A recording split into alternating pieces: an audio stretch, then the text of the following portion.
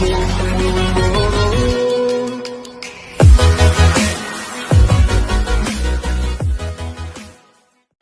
जो आज का लेक्चर है हमारा वो बड़ा ही इंपॉर्टेंट होने वाला है। आप इस लेक्चर को कंप्लीट एंड तक देखेंगे और बड़ा ही इंपॉर्टेंट लेक्चर है। सब चीजें यहाँ पे क्लियर हो जाएंगी इस लेक्चर में।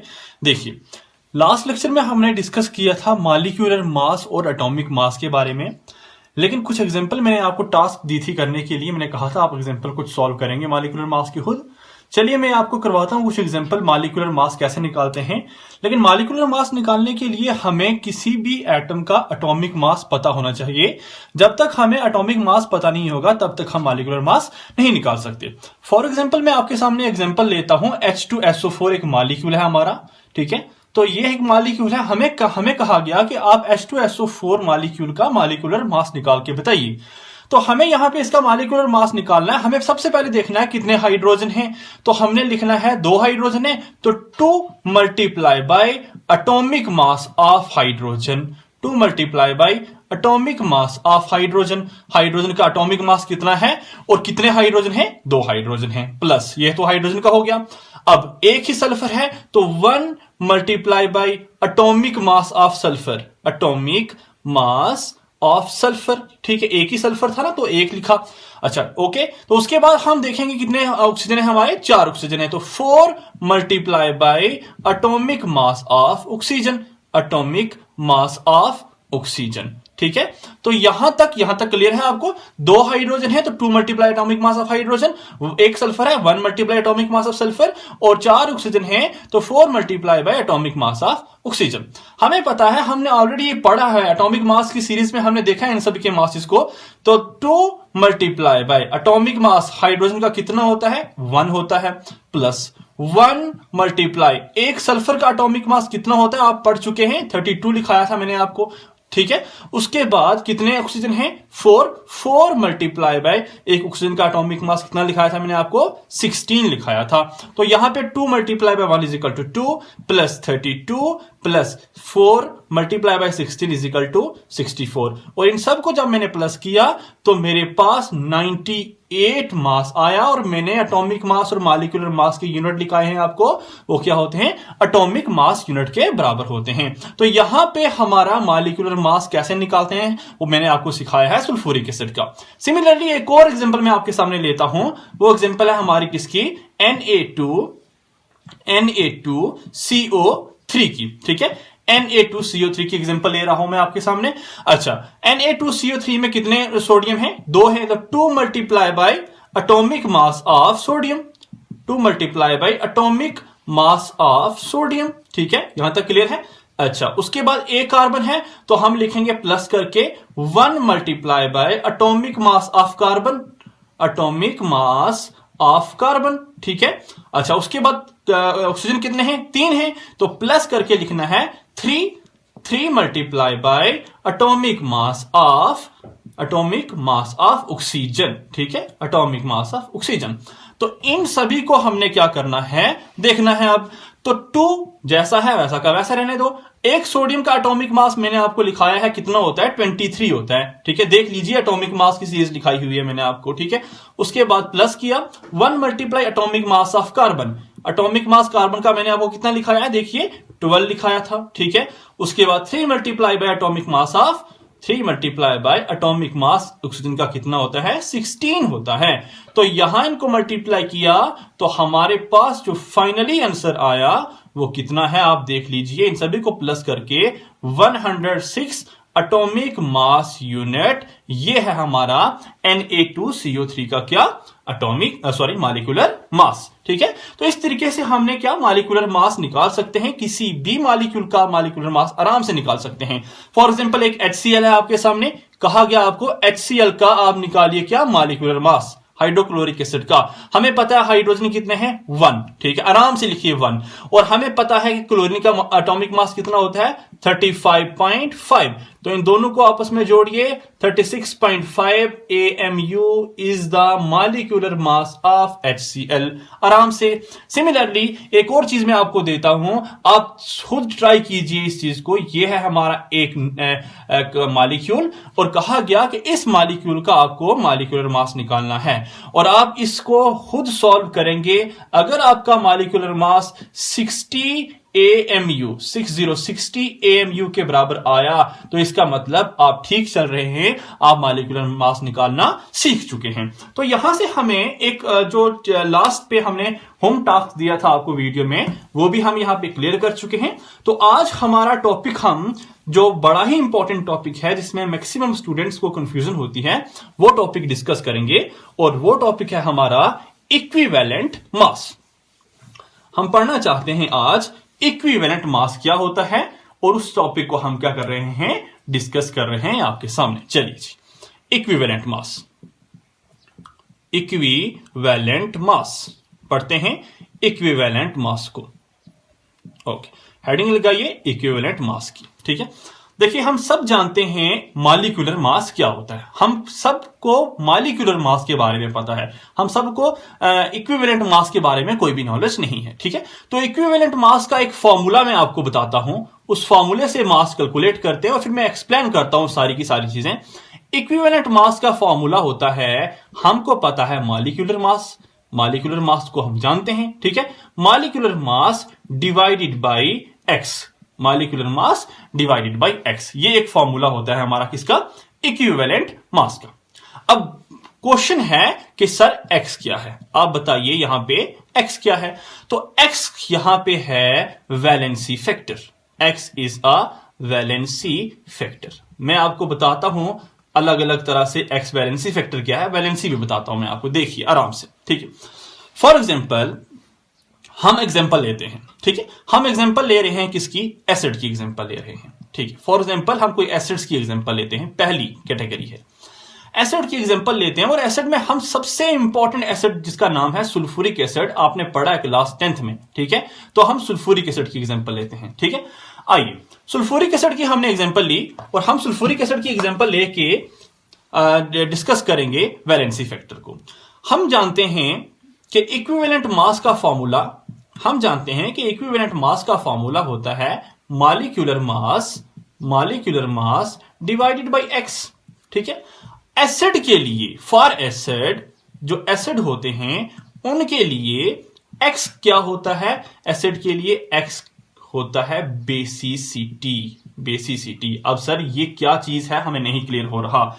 एसिड के लिए एक्स है बेसिसिटी, इसका मतलब ये कि कितने H पॉजिटिव आयन वो वाला एसिड सॉल्यूशन में देगा, this is known as basicity. Acid and base unit भी आपने पढ़ा है, तभी तो बेसिक क्लियर किए जाते हैं छोटी क्लासेस में। ठीक है, तो एसिड के लिए होती है एक्स बेसिसिटी। बेसिसिटी का मतलब है कि कितने H पॉजिटिव आयन हमारा एसिड देगा। यहां पे सल्फ्यूरिक एसिड है, आराम से, कितने हाइड्रोजन है, 2 हाइड्रोजन है, तो कितने H पॉजिटिव आयन देगा ये, 2 time H positive, 2 H positive ion दे रहा है ना। तो सल्फ्यूरिक एसिड के लिए बेसिसिटी कितनी आई, सल्फ्यूरिक एसिड की बेसिसिटी 2, या सल्फ्यूरिक एसिड के लिए X की वैल्यू कितनी आई, 2, या सल्फ्यूरिक एसिड के लिए वैलेंसी फैक्टर कितना आया, 2 आया। ठीक है, क्लियर है यहां तक, ओके। अच्छा, अब हमें देखना है, हमें एक्स पता चल गया, अब हमें मॉलिक्यूलर मास पता करना है। तो मॉलिक्यूलर मास हमें चाहिए, हम लिखते हैं मॉलिक्यूलर मास निकालना। मॉलिक्यूलर मास निकालना अभी आपको सिखाया मैंने कि मॉलिक्यूलर मास कैसे निकाला जाता है। हमें पता है कि 2 हाइड्रोजन है, एक का 1, 2 हाइड्रोजन का 2 होगा। हम जानते हैं सल्फ्यूरिक एसिड है, सल्फ्यूरिक एसिड का एटॉमिक वेट 32 होता है। हम जानते हैं यहां पे 4 ऑक्सीजन है, एक ऑक्सीजन का एटॉमिक वेट 16 होता है, तो 4 से मल्टीप्लाई कर लीजिए। तो यहां पे हमने सबको प्लस किया, 64 यहां आया और ये हुआ हमारा 32 इंटू ये हो गया हमारा कितना, 64। ठीक है, ठीक है ना, हाँ ठीक है, नहीं ये 32, ये 34 है। ठीक है, 34। अच्छा, इन दोनों को हमने प्लस किया तो हमारे पास आया 98 AMQ। यहां पे हमने सल्फ्यूरिक एसिड का मॉलिक्यूलर मास भी पता कर लिया है। तो सल्फ्यूरिक एसिड का मॉलिक्यूलर मास भी क्लियर हो चुका है। अब हम निकालते हैं इक्विवेलेंट मास। अब हम निकालते हैं इक्विवेलेंट मास। तो इक्विवेलेंट मास निकालने के लिए हमें चाहिए था क्या, मॉलिक्यूलर मास सल्फ्यूरिक एसिड का, वो हम लेके आए 98, और हमें x चाहिए था। x क्या है, वैलेंसी फैक्टर, और वैलेंसी कितनी है इसके लिए, वैलेंसी है 2। कितने H पॉजिटिव आयन दे रहा है, बेसिसिटी मतलब कितनी है, 2 है। तो 98 डिवाइडेड बाई 2, इन दोनों को हमने इक्वेट किया तो जो मास हुआ वो है 49, और 49 is the equivalent mass of sulphuric acid. भाई तो बताइए, बिल्कुल क्लियर है नहीं, बहुत ही सिंपल है। इक्विवेलेंट मास निकालना बड़ा ही ज्यादा इजी है, ठीक है। तो यहां पे हमने इक्विवेलेंट मास निकाला किसका, सल्फ्यूरिक एसिड का। इसी तरीके से अगर आपको कह दिया जाए आप HCl का इक्विवेलेंट मास निकालिए, तो HCl का इक्विवेलेंट मास निकालने के लिए सेम फॉर्मूला है, molecular mass divided by x। x क्या है कि कितने H पॉजिटिव आयन देगा, तो HCl में कितने H पॉजिटिव आयन है, HCl में एक H पॉजिटिव आयन है, तो 1 लिखना पड़ेगा, मतलब उसकी बेसिसिटी क्या है, 1 है। और HCl का मॉलिक्यूलर मास कितना होता है, एक हाइड्रोजन का एटॉमिक मास 1, और क्लोरीन का है 35.5, ठीक है। तो कितना हुआ, 36.5 divided by 1 is equal to 36.5, और 36.5 is the equivalent mass of HCl, ठीक है। तो यहां से हम पता कर चुके हैं कि इक्विवेलेंट मास एसिड्स के लिए क्या होता है। सिमिलरली मैं इक्विवेलेंट मास आपको निकालना सिखाता हूं, अब किसके लिए, बेस के लिए, ठीक है। सेम फॉर्मूला इक्विवेलेंट मास अब बेस के लिए हम निकालते हैं। For base second category, base के लिए हम निकाल रहे हैं इक्विवेलेंट मास को। तो जो बेस के लिए इक्विवेलेंट मास होता है वो क्या होता है, वो आप देखिए। बेस के लिए इक्विवेलेंट मास का सेम फार्मूला, लेकिन यहां पे जो x होगा, वहां पे x क्या था, बेसिसिटी था। यहां पे जो x होगा वो क्या होगी, एसिडिटी होगी। यहां पे x है हमारी एसिडिटी। अब सर एसिडिटी क्या होती है, जैसे मैंने आपको कहा था कि बेसिसिटी होती है कितने H पॉजिटिव आयन देगा, तो एसिडिटी होती है कि कितने OH नेगेटिव आयन देगा, कितने OH नेगेटिव आयन वो सॉल्यूशन में देगा, that is known as acidity. For example देखिए, फॉर एग्जाम्पल मैं आपके सामने एक एग्जाम्पल लेता हूं, सिंपल एग्जाम्पल, सबसे इंपॉर्टेंट सिंपल एग्जाम्पल है NaOH एक बेस है, और आपको कहा गया कि NaOH बेस की आपने इक्विवेलेंट मास निकालना है। तो इक्विवेलेंट मास निकालने के लिए हमारे पास फॉर्मूला है वही molecular mass divided by x। तो NaOH का पहले हम x निकालते हैं, तो NaOH में कितने x हैं जरा आप देख लीजिए। NaOH में एक ही हमारा OH है, तो अगर एक OH है तो x की वैल्यू क्या होगी, 1 होगी, बिकॉज एक ही OH तो वो देगा, दूसरा तो OH है नहीं देने वाला। अब इसका हमें निकालना है मॉलिक्यूलर मास। तो मॉलिक्यूलर मास निकालने के लिए हमें पता है कि सोडियम का एटॉमिक मास होता है 23, ऑक्सीजन का एटॉमिक मास होता है, ऑक्सीजन का एटॉमिक मास होता है कितना, 16, और हाइड्रोजन का एटॉमिक मास कितना होता है, 1। इन सबको हमने जब प्लस किया, इन सबको जब हमने जोड़ा तो हमारे पास आया 40, और 40 को हमने डिवाइड, ठीक है, 40 इज द मॉलिक्यूलर मास। अब इक्विवेलेंट मास का फार्मूला क्या है, इक्विवेलेंट मास का फार्मूला है मॉलिक्यूलर मास कितना है, 40 डिवाइडेड बाई एसिडिटी, और एसिडिटी क्या है, 1। तो यहां से NaOH का जो इक्विवेलेंट मास आया वो कितना है हमारा, 40 है। सिमिलरली एक बहुत एग्जांपल खतरनाक वाली, कॉमन वाली एग्जांपल है जो आपके सामने बोलता हूं मैं, CaOH2, ये वाली एग्जांपल लेता हूं मैं, ठीक है। CaOH2 एक एग्जांपल लेता हूं। अब देखिए CaOH2 को बोला गया आपको कि CaOH2 का क्या निकालिए, इक्विवेलेंट मास निकालिए। तो CaOH2 का इक्विवेलेंट मास आपको निकालना है। आपको पता है यहां पे कितने OH हैं जी, कितने OH हैं, 2 OH हैं। इसके लिए x की वैल्यू क्या होगी, x की वैल्यू होगी 2। आपको कहा गया कि यहां पे आप देखिए CaOH2 का क्या, मॉलिक्यूलर मास, क्योंकि मॉलिक्यूलर मास डिवाइड करेंगे ना x से, तो मॉलिक्यूलर मास तो पता होना चाहिए। कैल्शियम का एटॉमिक मास कितना होता है, 40 होता है। अब मैं तभी बोल रहा था कि अब ये OH है, ये 2 इसके साथ भी है और 2 इसके साथ भी है, तो कितने ऑक्सीजन हैं, 2 ऑक्सीजन हैं। एक ऑक्सीजन का एटॉमिक मास 16 और 2 का करेंगे तो कितना होगा, 32 होगा। 2 हाइड्रोजन हैं और 2 हाइड्रोजन का मास कितना है, 2 है। तो इन सबको जब हमने जोड़ा तो हमारे पास कितना आया, 74 मॉलिक्यूलर मास है CaOH2 का। अब 74 को हमने क्या करना है, 2 से डिवाइड करना है, जो आंसर निकल के आएगा 36, वो हमारा 37, वो हमारा क्या है, इक्विवेलेंट मास है हमारा किसका, CaOH2 का। तो इस तरीके से हमने बेस के लिए भी इक्विवेलेंट मास निकाला। एक एग्जांपल मैं आपको देता हूं, आप क्या कीजिए, OH3 एक बेस है हमारा। अब AlOH3 का इक्विवेलेंट मास निकाल के बताइए और बताइए कि इसमें x की वैल्यू क्या है। तो यहां पे हम इक्विवेलेंट मास निकालना सीख चुके हैं, किसके लिए? बेस के लिए भी। ठीक है, तो थर्ड कैटेगरी है हमारी इक्विवेलेंट मास निकालने की, वो है हमारी साल्ट्स। हमने एसिड के लिए देखा, हमने बेस के लिए देखा। याद रखिए, मैं एक बार फिर से लिखता हूं। एसिड के लिए जो होता है x, वो होती है हमारी बेसिसिटी। एसिड के लिए x बेसिसिटी है, और बेस के लिए जो हमारा x है वो क्या होती है? एसिडिटी होती है। ठीक है, और मोर ओवर इक्विवेलेंट मास निकालने का फॉर्मूला भी हमने आपको बताया। वो क्या होता है? हमारा मॉलिक्यूलर मास निकालिए आप, और मॉलिक्यूलर मास को आप डिवाइड कर दीजिए x के साथ। बेसिसिटी क्या होती है? कितने H पॉजिटिव आयन देगा या फर्निश करेगा, और एसिडिटी क्या होती है? कितने OH नेगेटिव आयन वो हमें प्रोवाइड करेगा। ठीक है, जैसे मैंने आपको AlOH3 की एग्जांपल बताई थी, वहां OH3 कितने दे सकता है? 3 दे सकता है, तो उसके लिए x की वैल्यू क्या होगी? 3 होगी। आइए बात करते हैं साल्ट की। साल्ट में हमारा x क्या होगा? साल्ट क्या होते हैं? जिसमें पॉजिटिव और नेगेटिव चार्ज हो। तो साल्ट में x होता है total positive charge on cation. Total positive charge on cation, के कैटाइन के ऊपर टोटल पॉजिटिव चार्ज कितना है, या हम ऐसा भी बोल सकते हैं और total negative charge on anion, और टोटली डिवाइड नहीं है ये, और मैं लिख रहा हूं total negative charge on A9. ठीक है, क्योंकि हमें पता है साल्ट्स आर इलेक्ट्रिकली न्यूट्रल, जितना पॉजिटिव चार्ज होगा उतना ही नेगेटिव चार्ज होगा।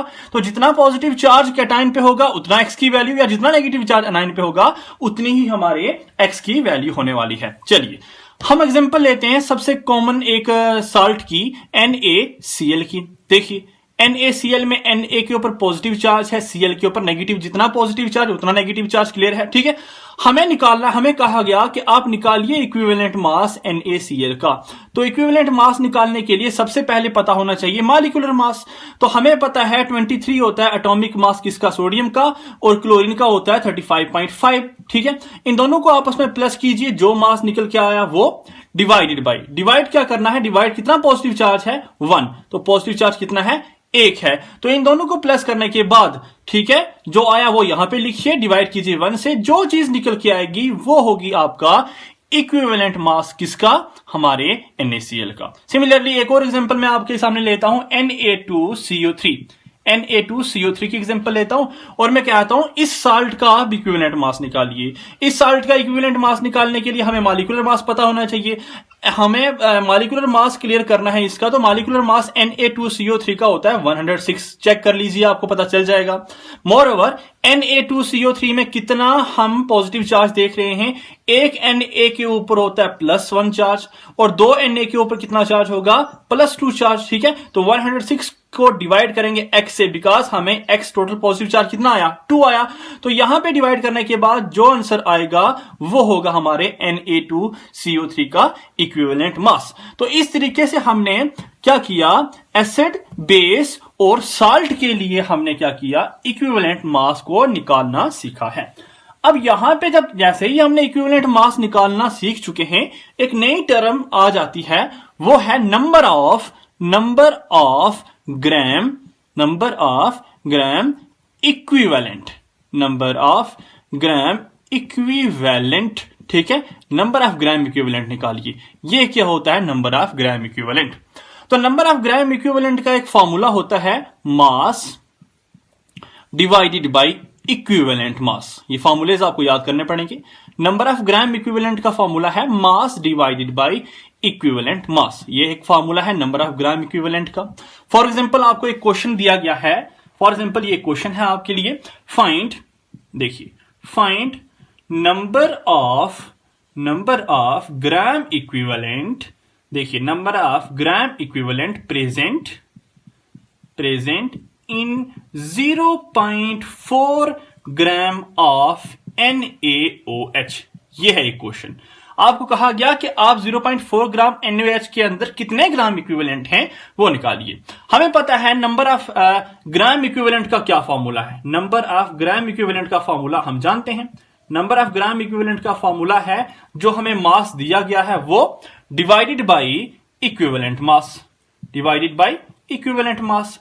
हमें मास तो दिया हुआ है 0.4 ग्राम, लेकिन हमें NaOH का इक्विवेलेंट मास नहीं पता, तो कोई मुश्किल नहीं है। इक्विवेलेंट मास निकालने का फॉर्मूला भी हमने अभी भी पढ़ा। इक्विवेलेंट मास निकालने का फॉर्मूला जो हमने पढ़ा था वो क्या था, वो जरा बताइए। हमें पता है इक्विवेलेंट मास का फॉर्मूला है molecular mass, molecular mass divide करेंगे किससे, डिवाइड करेंगे x से। अब NaOH का मॉलिक्यूलर मास निकाल सकते हैं आप आराम से।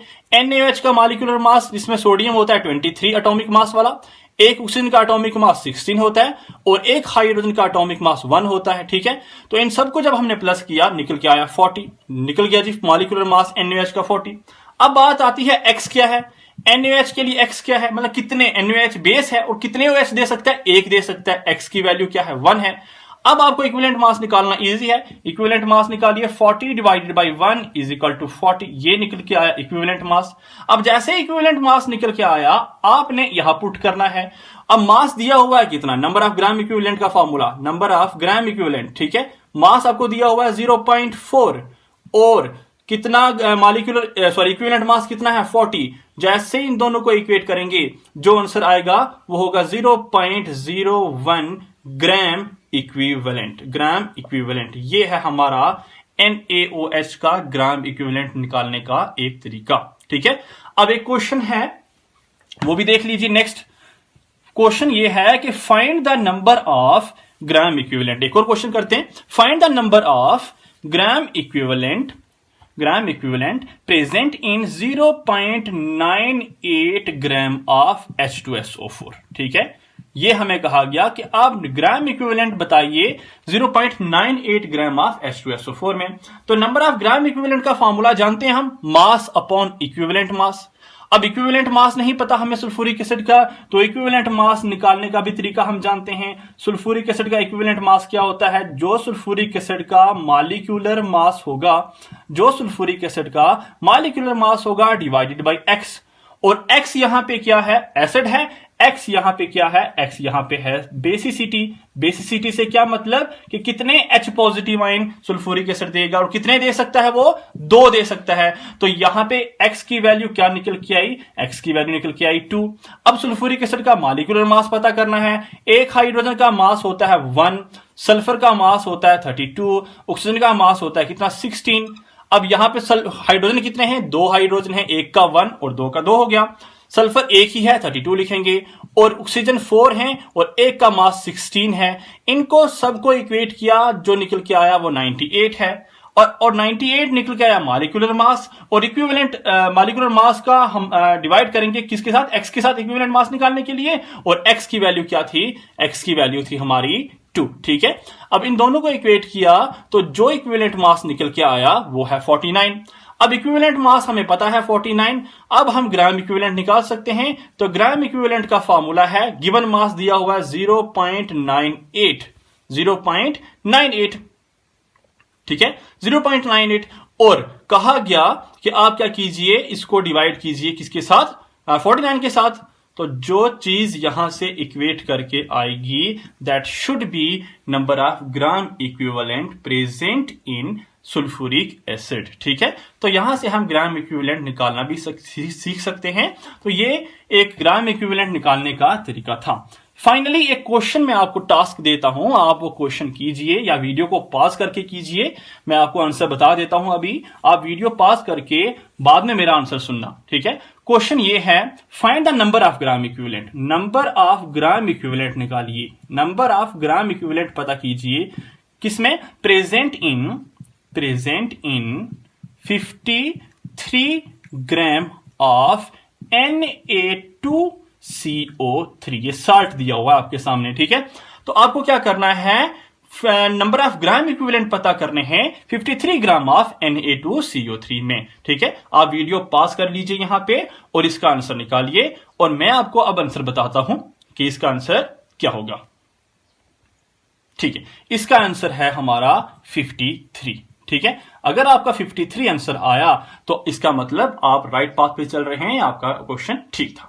चलिए यहां पे हमारा नंबर ऑफ ग्राम इक्विवेलेंट भी खत्म होता है और हमारा इक्विवेलेंट मास का भी कंसेप्ट खत्म होता है। एक एक्सेप्शनल केस आपको बता देता हूं, ऐसे भी कुछ एक्सेप्शंस होती हैं। अब मत सोचिए कि हर जगह ऐसा ही कुछ होगा, डायरेक्ट कितने एच दे दिए उसने वही बेसिसिटी है, कितने OH दे दिए वही एसिडिटी है, ऐसा कुछ नहीं है। फॉर एग्जाम्पल आपको कहा गया कि आप निकालिए एक्स की वैल्यू, आप क्या निकालिए, एक्स की वैल्यू निकालिए। एक्स पूछा गया है H3PO4 में, H3PO3 में और H3PO2 में। ये हमारे पास 3 एसिड हैं और कहा गया कि इन तीनों एसिड के लिए आप बेसिसिटी निकालिए, मतलब एक्स की वैल्यू निकालिए। एसिड के लिए एक्स बेसिसिटी होती है। अब हमें यहां पे देख के लग रहा है यहां 3 हाइड्रोजन हैं तो एक्स की वैल्यू 3, 3 हाइड्रोजन एक्स की वैल्यू 3, 3 हाइड्रोजन एक्स की वैल्यू 3। तो सरासर आप गलत सोच रहे हैं, ऐसा कुछ नहीं होने वाला। हमें क्या करना पड़ेगा, स्ट्रक्चर ड्रा करने पड़ेंगे। मैं आपको बाद में नेक्स्ट यूनिट में पढ़ाऊंगा, लेकिन फिर भी मैं आपको बता दूं कि फास्फोरस 5 बॉन्ड बनाता है। कितने बॉन्ड बनाता है, 5 बॉन्ड, ठीक है। 5 बॉन्ड बनाता है, मतलब फास्फोरस की वैलेंसी 5 है, ठीक है। ये पढ़ेंगे हम बाद में, आप घबराइए मत इस बात से लेके, ठीक है। अब मैं देखता हूं H3PO4 का स्ट्रक्चर बना के। ये फास्फोरस है। अब फास्फोरस के साथ कितने ऑक्सीजन जुड़े हुए हैं, 4 ऑक्सीजन जुड़े हुए हैं, ओके। एक ऑक्सीजन मैं ये बना रहा हूं, एक ऑक्सीजन ये है, ठीक है, डबल बॉन्ड वाला।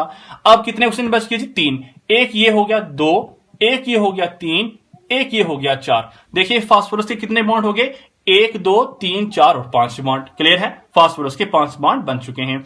अब हाइड्रोजन कितने हैं, हाइड्रोजन 3 हैं। एक हाइड्रोजन इधर जुड़ा हुआ है, एक हाइड्रोजन इधर जुड़ा हुआ है, एक हाइड्रोजन इधर जुड़ा हुआ है।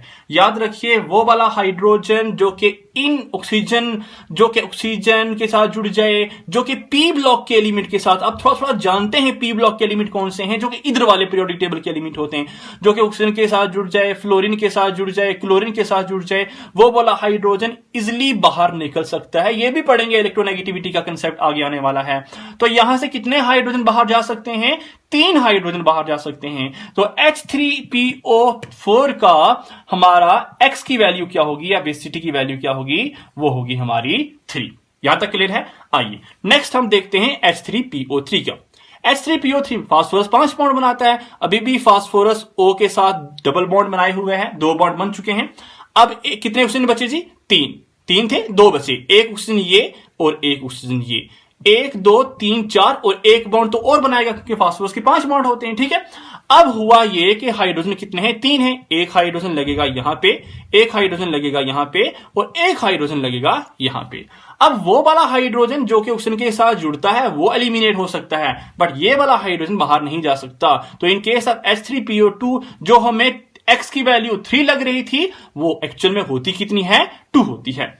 लास्ट पे H3PO2 की एग्जांपल है। यहां पे फास्फोरस डबल बॉन्ड ऑक्सीजन के साथ और ऑक्सीजन एक ही बचा हुआ है, एक, बाकी एक बॉन्ड, क्योंकि फास्फोरस 1 2 3 4 5 बॉन्ड बनाता है। अब हाइड्रोजन कितने हैं, 3 हैं। एक इसके साथ जोड़ लीजिए, एक डायरेक्ट जुड़ा हुआ है, एक डायरेक्ट जुड़ा हुआ है। वो वाला हाइड्रोजन जो कि ऑक्सीजन के साथ जुड़ेगा वही बाहर जा सकता है, इलेक्ट्रोनेगेटिव एलिमेंट के साथ जुड़ा हुआ हाइड्रोजन। तो यहां पे X की वैल्यू क्या आई, 1 निकल के आई। तो यहां से हमें पता चला कि ये जरूरी नहीं होता कि जितने हाइड्रोजन प्रेजेंट हों उतने ही हाइड्रोजन एलिमिनेट हो जाएंगे, ठीक है। ये डिपेंड करता है स्ट्रक्चर के ऊपर भी, ठीक है। विद टाइम आपको ये सारा का सारा एक्सपीरियंस हो जाएगा। मुझे लगता है कि आज का टॉपिक हमारा यहीं तक खत्म हो रहा है। अब नेक्स्ट टॉपिक हम जो आएगा वो बड़ा ही इंपॉर्टेंट कंसेप्ट है, उसका नाम है मोल कंसेप्ट, ठीक है। तो हम वो नेक्स्ट लेक्चर में डिस्कस करेंगे। आई होप आपको ये वीडियो अच्छे से समझ आई होगी। आप को अगर ये मेरा लेक्चर सीरीज समझ आ रही है या मेरा पढ़ाया हुआ सब क्लियर हो रहा है तो मेरे चैनल को सब्सक्राइब कीजिए और शेयर कीजिए ज्यादा से ज्यादा अपने फ्रेंड सर्कल में। Okay, thank you.